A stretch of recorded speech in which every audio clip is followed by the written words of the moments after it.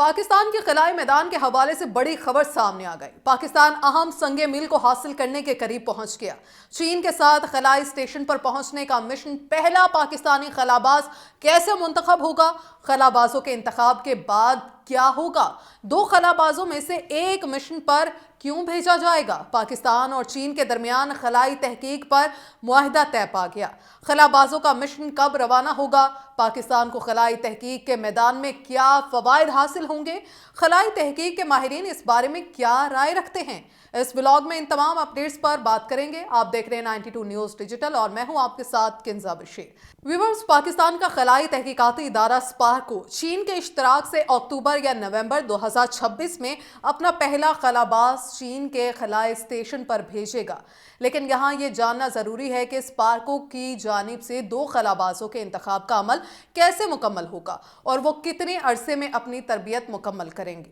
سپارکو کے director general technical Muhammad Usman صادق نے اس بارے میں میڈیا سے بات کرتے ہوئے کہا کہ سپارکو کے خلاباز کے لیے انجینئرنگ یا سائنس کے شعبے میں سے امیدواروں کا انتخاب اکتوبر تک مکمل کر لیا جائے گا، جس کے بعد دونوں پاکستانی خلاباز چین کے ایسٹروناٹ سینٹر میں تربیت حاصل کریں گے۔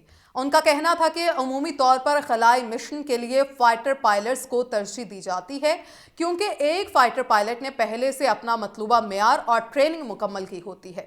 تاہم اب ٹیکنالوجی کے زیادہ ایڈوانس ہونے سے سائنس، ٹیکنالوجی اور انجینئرنگ کے شعبے سے ماسٹرز اور پی ایچ ڈی کی ڈگری رکھنے والے عام شہری بھی خلاباز بننے کے اہل سمجھے جاتے ہیں۔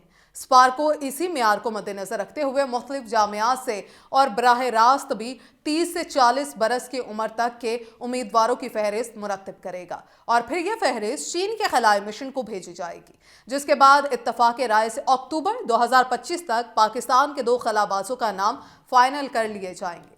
انہوں نے یہ بھی واضح کیا ہے کہ تعلیم اور عمر کے ساتھ ساتھ امیدواروں کے لیے طبی اور جسمانی طور پر صحت مند ہونا بھی بہت ضروری ہے۔ اس تناظر میں انتخاب کے عمل کے دوران امیدواروں کی صحت اور فٹنس پر خصوصی توجہ دی جائے گی۔ خلابازوں کا انتخاب مکمل ہونے کے بعد اگلا مرحلہ ان کی تربیت کا ہوگا۔ سپارکو کے ڈائریکٹر ٹیکنیکل محمد عثمان صادق نے خلابازوں کی تربیت کے حوالے سے بتایا کہ رواں برس اکتوبر میں خلابازوں کے انتخاب کا عمل مکمل ہونے کے بعد انہیں چین بھیجا جائے گا، جہاں وہ چین کے ایسٹروناٹ سینٹر میں 8 ماہ کے طویل تربیت حاصل کریں گے۔ سپارکو کی جانب سے پاکستان بھر سے امیدواروں میں سے صرف 2 کو پاکستان کا پہلا خلاباز بننے کے لیے چنا جائے گا۔ تاہم ان 2 میں سے بھی ایک خلاباز کو ہی آئندہ برس اکتوبر نومبر تک چائنا اسپیس اسٹیشن CSS سے خلائی مشن پر بھیجا جائے گا۔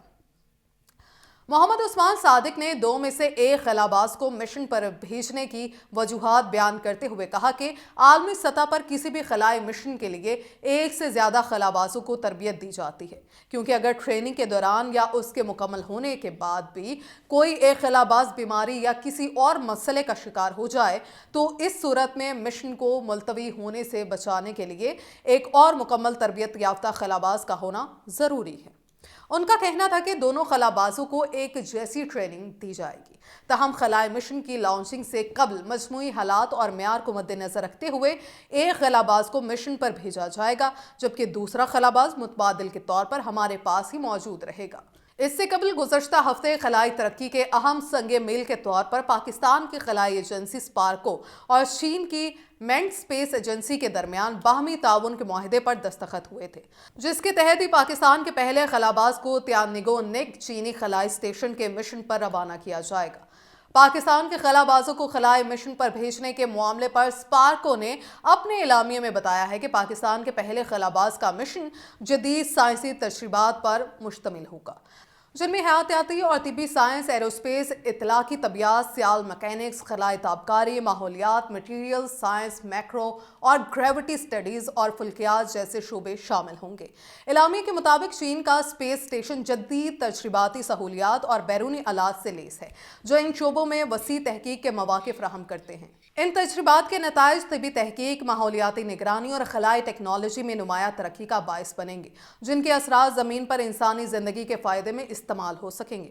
خلائی تحقیق کے ماہر سائنسدان ڈاکٹر قمر الاسلام سمجھتے ہیں کہ چین مختلف عالمی ممالک کی طرح پاکستان کو بھی اپنے خلاباز چین کے اسپیس اسٹیشن بھیجنے کا موقع فراہم کر رہا ہے، جہاں مختلف قسم کے تجربات کیے جاتے ہیں۔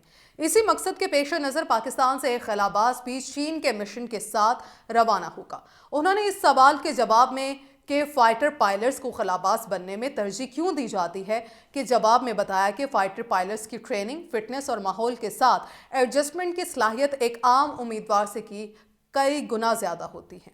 इसी वजह से दुनिया भर में फाइटर पायलट्स को खलाई मिशन पर भेजने के हवाले से तरजीह दी जाती है।